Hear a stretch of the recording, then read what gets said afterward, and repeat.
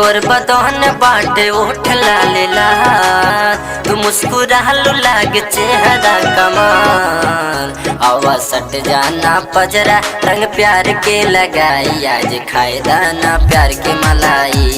ये सोना आज खाए दाना प्यार के मलाई, ये जानू आज खाए दाना प्यार के मलाई।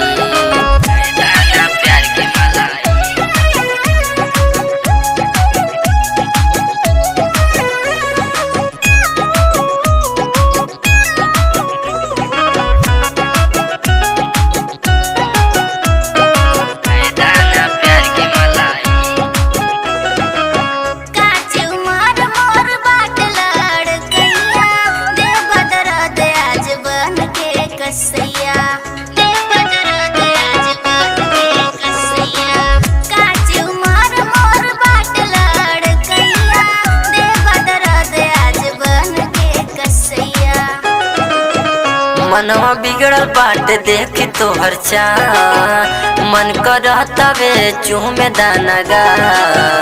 लेला सुन के सिकड़िया तुम हवा दिखाई, आज खाए दाना प्यार के मलाई।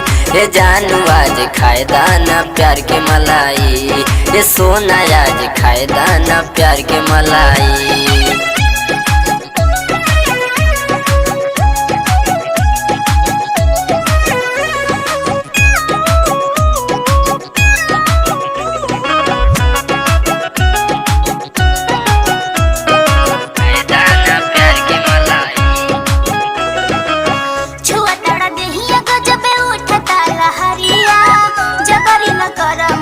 जाई मोर कमरिया